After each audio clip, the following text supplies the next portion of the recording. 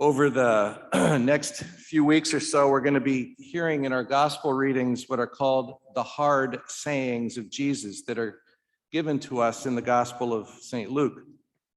And they're called hard sayings because they can be difficult to understand and accept.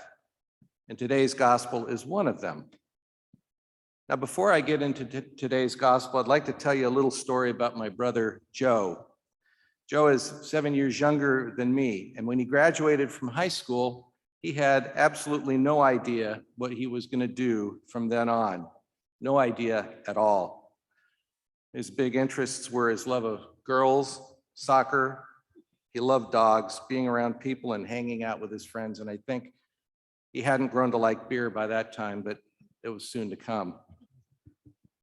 He had no real ambition whatsoever. He was complacent and listless, and his attitude was one of just getting by. Now, Joe did not see himself going to college, if only because he was a mediocre student at best, and generally I'd say that he just didn't like school at all anyway. Well, our parents had other ideas, and they insisted that Joe would be going to college. Now, in those days, tuition was maybe $3,000 to $4,000 a year. And if it was today and they were arguing about him going to school with tuition at $50,000 a year, I think the outcome might be different, but I doubt it. Joe ended up following our parents' request, taking the easiest major he could think of. At some point in his sophomore or junior year, he had the good fortune of being hired as an assistant coach at a nearby high school.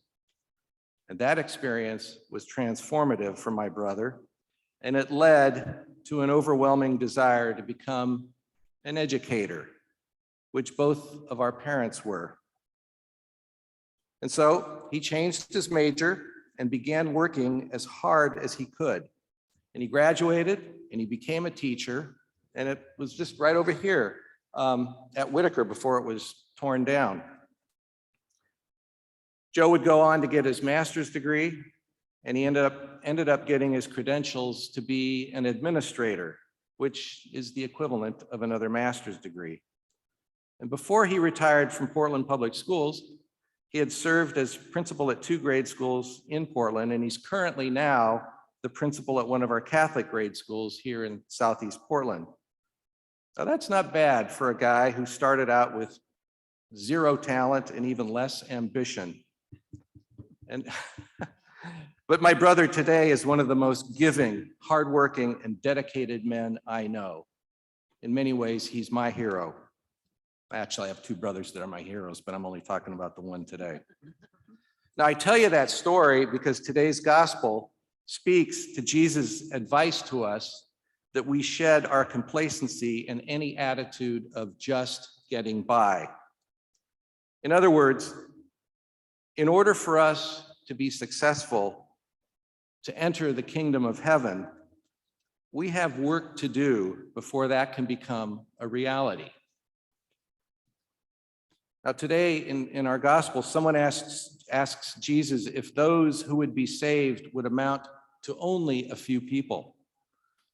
And the question was most likely focused on the Israelite people, the 12 tribes of Israel.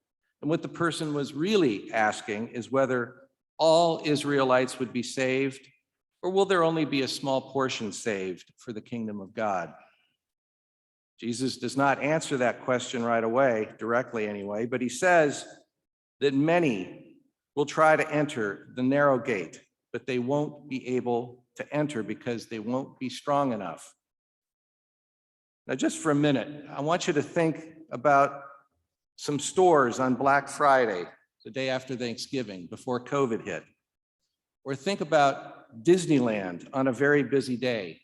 In both cases, you have huge crowds outside trying to get in through one entrance, everyone trying to push through a very limited entryway, and only a few able to do that before the place is full.